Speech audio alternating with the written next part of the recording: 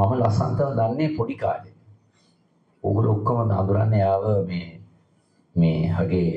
මේ ජර්නලිසම් පැත්තෙන්.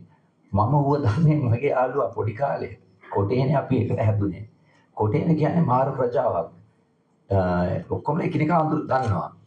කතෝලික ප්‍රජාවක් වුණාට මේ අපේ ඉස්කෝලේ සෙන්ට් බෙනඩික්ට්ස් කෝලේජ් කතෝලික ඉස්කෝලේ. නමුත් ලස්සන්ත බෞද්ධ. ඒක අපිට වැඩක් නැහැ. අපි පවුල් ඔක්කොම අඳුරනවා මාර ෆන් එකේ අපි හිටියේ. ලස්සන්ත මාර දඟ කේස් එකක් වුණා. විලුකාරයා හරිම දඟයි. පොඩිනේ. එතකොට ගෙදර ඔක්කොට කියන්නේ හුණා කියලා. අපිත් කියන්නේ හුණා. අපි කියන්නේ. ඉතින් මිනිහා මාර ලෙෆ්ට් ආම් බෝලර්, ස්පින් බෝලර්. එක මැච් එකේ විකට් 8ක් ගත්තා. නමුත් පොඩි කාලේ ඇකඩමික් පැත්තේ වැඩි උනන්දුවක් නැහැ. පොතක්වත් නැහැ. සමහරවිට ක්ලාස් එකට යනවා නෝට් පොතක්වත් ගේන්නේ නැහැ. ඉතින් පොඩි කාලේ අම්මා හරි ළඟ ඉඳන් මෝ දවසක් ගෙදරින් එළියට දැම්මා. ඒතකොට තාත්තගේ නම හැරිස්.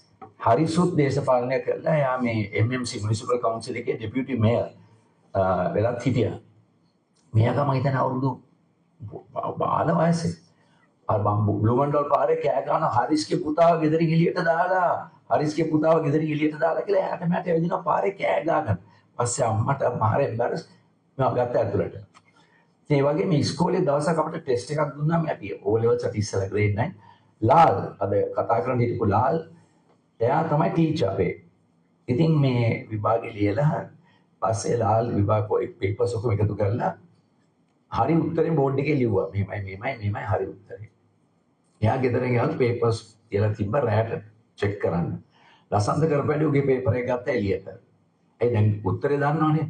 මම ආයෙමත් ඒක හරි උත්තරේ ලියලා දැම්මා. හැබැයි යාගේ යාළුවෙක් හිටියා අන්වර් අලි කියලා. ඌගේ පේපර් එකත් මෙයා ලියලා ඒ දෙක දාලා මිනිහා නිදාගන්න ගියා. ලාල් පේපර්ස් කරෙක්ට් කරන බලන ඔක්කොමලගේ උත්තර වැරදි. මේ ලසන්තයි අන්වර් අලි. උන්දටික විතරයි හරි. පස්සේ මිනිහා මොකද කරපු වැඩේ මිනිහා දන්න දැන් ඔක කිව්වොත් දැන් මිනිස්සු හිතනවා අයියා මල්ලිට පේපර් එක දීලා කියලා.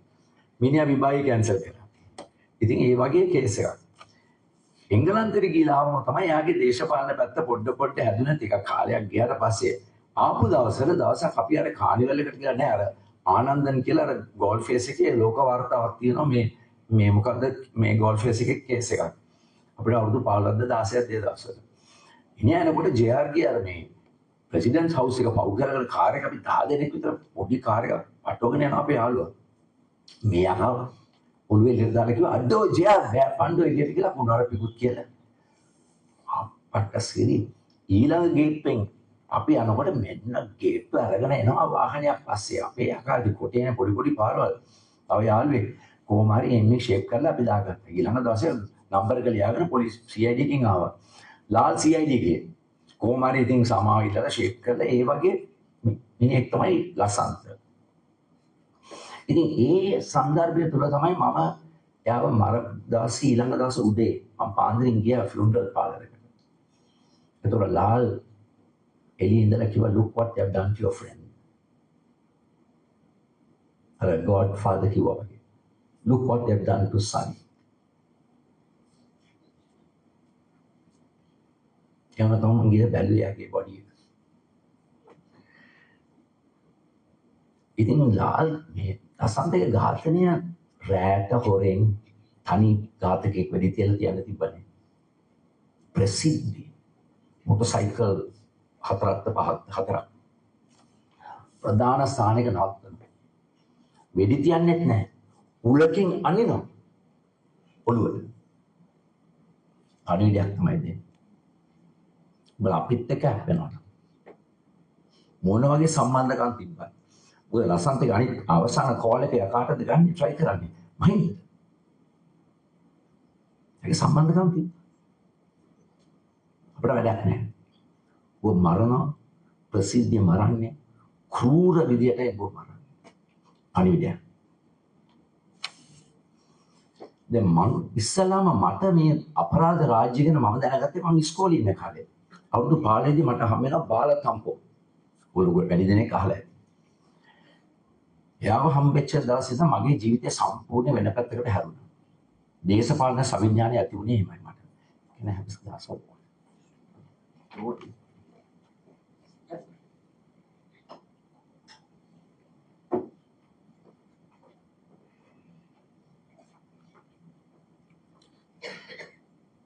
එතකොට මේ මට අවුරුදු 15යි. 1971 කැලෙන්ඩර්. එතකොට මම ග්‍රේඩ් 8 අවුරුදු දෙකක් ගියාට පස්සේ බාලා තාම දැන් පෙනී හිටිනවා මේ චුදිතයන් වෙනුවෙන්. කීප දෙනෙක් වෙනුවෙන්. විශේෂ නීතියක් ගෙනාවා. ෆිලික්ස් ඩාස් බණ්ඩාරනායක. අපරාධ යුක්ති විනිශ්චය සභා කොමිසම. කර්ත දෙකේ. ඒක හරියට පුදු අපේ රටේ ඉතිහාසයේ වැදගත් සම්දිස්ථානයක්. පළවෙනි වතාවට ඒ මේ නීතියෙන් කියන පුදුම දෙයක් ඕනෑම විදියකින් සාක්ෂි ගත්තා නම් මොන ආකාරයෙන් සාක්ෂි ගත්තත් ඉදිරිපත් කරන්න පුළුවන් උසාවියට. Evidence of extracted through any means. ඒ කියන්නේ වද හිංසා දීලා ගත්තත් ඉදිරිපත් කරන්න පුළුවන් උසාවියට. පළවෙනි වතාවට මොකද හිතමු ආණ්ඩුව වාමාංශික කියන ආණ්ඩුවක්. නිදහස් පක්ෂ, කොමියුනිස්ට් පක්ෂ, සමසමාජ පක්ෂ. කොල්වින් එන්නම් දැවැන්ත වාමාංශික පුද්ගලයා තමයි මේ භයානක නීතිය පළවෙනි වතාවට ලංකාවට ගෙන්නේ 72. මොකද ෆිලික්ස් ඩෑස් කියන්නේ මේක පාර්ලිමේන්තුවට ගෙනාවා. මේ නීතිය මොකද සාමාන්‍ය නීතියක් නෙවෙයි දන්නවා මේක උන්ට දන්නවා දෙන්න අමාරුයි. සාක්ෂි නෑ එහෙම ගොඩක්. එතකොට යා ගේන පාර්ලිමේන්තුවට ගෙනලා කියනවා මේක සම්මත වුණේ නැත්තම් මම මේ ඔක්කොමලා නිදාස් කරන බ්ලගේ කොට්ටාසවල මේ චේගේ වාර කියන භයානක මේ තරුණ මිනිසුන් බලයි කොට්ටාසවල මම නිදාස් කරනවා. ඔක්කොමලා ඡන්දෙ දැම්මා. එක්කෙනෙක් විරුද්ධව ඡන්දෙ දැම්මේ. කවුද? අපේ ප්‍රින්ස් ගුණසේකර. එයා කිව්වා බෞද්ධයෙක් හැටියට. එයා වාමංශික නෙමෙයි. බෞද්ධයෙක් හැටියට මට මේකට ඡන්ද දැම්ම බෑ. අන්න එක පුද්ගලයෙක් හිටියද? එහෙමයි අපි සම්බන්ධ වුණේ මේ අපරාධ රාජ්‍ය කියන ප්‍රශ්නෙට මුහුණ දුන්නේ එහෙමයි. වෙලාවක් නැහැ කතා කරන්න පුළුවන් විශේෂයෙන් මානසික අයිතිවාසිකම් ගැන විශාල වශයෙන් සටන් කර අපේ වෘත්තීය සමිතිවල ඉස්සර. CMU කියන්නේ වෙන මේ කම්කරු ඉල්ලීම් විතරක් නෙමෙයි. 71 අපි විතරමයි හදිසියෙන් විතර විරුද්ධවනේ. සිරිමාව කිව්වා බාලට we have taken note of you and your general council. හැත්තියගෙන ඉන්නේ බලගෙන අපි විරුද්ධ වුණා අපි. වාමාංශික ඔක්කොම පක්ෂ වෘත්තීය සමාජවත් එක්ක. පස්සේ දිගටම පෙනී හිටියා. එතකොට දැන් මට මතක් වෙනවා කවුද එන්නේ බාලව හම්බෙන්න. ඉරේ ඉන්නකොට විජේවීරගේ අම්මා. තංගලෙන් එනවා. කූඩේකුත් තරම් බඩු මුළු ටිකක් ගේනවා. බාලව හම්බෙන්න CM headquarters. අම්මලා තමයි පෙනී හිටින්නේ. දැන් ජෙනිෆර් අතුරුදහන් වූ අයගේ මව්වරුන්ගේ පෙරමුණ. පියවරුන්ගේ නෙමෙයි කොපියවරු. මව්වරු තමයි ඒකට තමයි දැනෙන්නේ. ලසන්ත මරුණාම අම්මා. මොකක්ද අහන පළවෙනි ප්‍රශ්නේ? අපි කියන අපිට නිවුස් එක ආවම සුලා මොන තරම් දරදඬු අපරාධ රාජ්‍යයක් දරකද මේකද අපිට උල්වට එන එකයි. එයා මොනවාද කියන්නේ? I wonder if you felt any pain. එයාට වේදනාවක් දැනුණා. පළවෙනි ප්‍රශ්නේ අර උළුවට එන එක. මගේ පොඩි කොල්ලා. My little boy, did he feel any pain? That's what makes these murders brutal. මනෝරාණි මොනවද කියන්නේ? එයා සාම්ප්‍රදායික කාන්තාවක්. එයා කොහොමද මේකට නැතිවත් වෙන්නේ? දැන් ජෙනිෆර් කියන්නේ ඔල මරලා නම් අපිට කියපල්ල.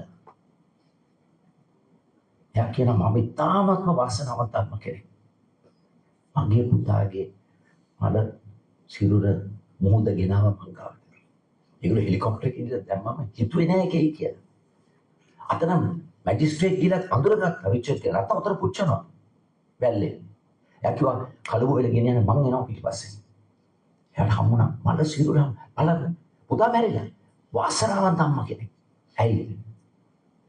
මට final I can bury him.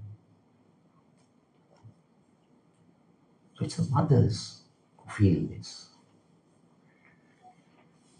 ඒක ලසන්තට බියක් දැනුන්නේ නැද්ද? නැත්නම් හිතුවද මගේ සම්බන්ධකම් නිසා මට මුකුත් කරන්න නැති වෙයි කියලා. අපි දන්නේ නැහැ ඒක උත්තරේ.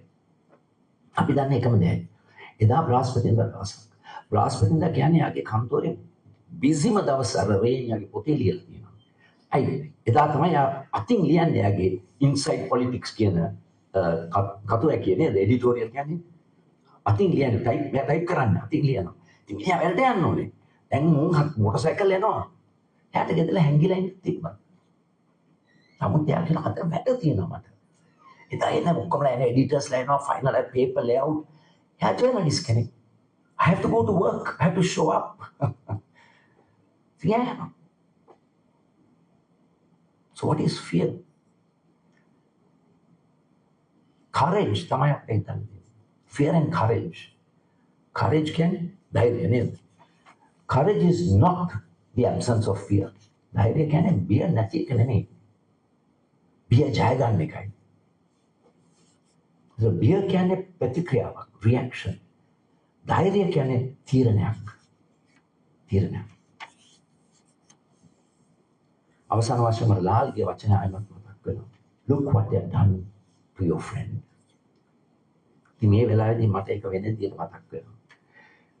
Look what your friend did. එයා පුදුම උරුමයක් ඉදිරි කරලා ගියේ. කසුන් දශක එකමාරක් තිස්සේ එයා ධෛර්යයෙන් නිර්භයව නිර්භීතේ එයාගේ වැඩේ කරගෙන යනවා. එයා මේ ලසන්ත සහ අනිත් නැති වෙච්ච මරපු ඇති කරපු අයගේ උරුමය තමයි ඉස්සරහට ගෙනියන්නේ. අපි මේක ගැන ආඩම්බර වෙනවා. Thank you.